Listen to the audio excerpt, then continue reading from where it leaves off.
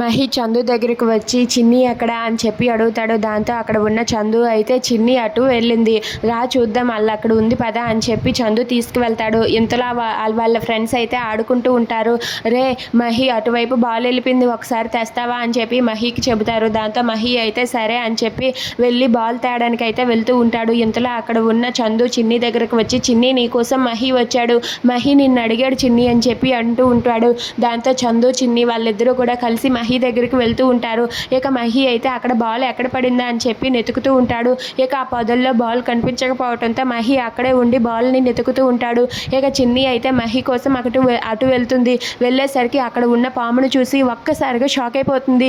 మహి ఆగు మహి అంటూ పరిగెత్తుకుంటూ ఆ మహి దగ్గరికి వెళ్ళి మహిని పక్కకు నెట్టేస్తూ తనైతే అక్కడ చేయి పెడుతుంది. పెట్టేసరికి ఆ పాము అయితే చిన్నిని కాటేస్తుంది. కాటేయటంతో చిన్ని ఒక్కసారిగా స్పృహ కోల్పోయి పడిపోతుంది. ఇక అమ్మ అంటూ గట్టిగా అరుస్తూ అక్కడే అలా స్పృహ కోల్పోయి పడిపోతుంది.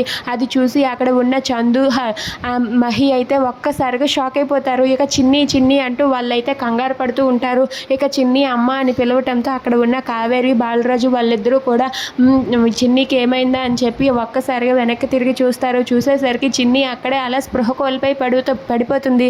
దాంతో చందు వెంటనే ఉషా టీచర్ దగ్గరికి వెళ్ళి టీచర్ చిన్నికి పాము కాటేసింది అని చెప్పి అంటాడు. అది వినగానే అక్కడ ఉన్న కావేరి బాలరాజు వాళ్ళిద్దరూ కూడా ఒక్కసారిగా షాక్ అయి పరిగెత్తుకుంటూ చిన్ని దగ్గరకు వెళ్తారు. ఇక చిన్ని అయితే అక్కడే అలా స్పృహ కోల్పోయి పడిపోయి ఉంటుంది. అది చూసి బాలరాజు కావేరి వాళ్ళిద్దరూ కూడా కంగారు పడుతూ ఉంటారు. ఇక చిన్నిని వెంటనే హాస్పిటల్ తీసుకువెళ్ళడానికి వాళ్ళైతే చిన్నిని ఎత్తుకుంటారు. ఎత్తుకునే లోపే చిన్ని నోటి నుండి నురగలు రావడంతో వాళ్ళైతే చాలా కంగారు పడుతూ ఏడుస్తూ ఉంటారు.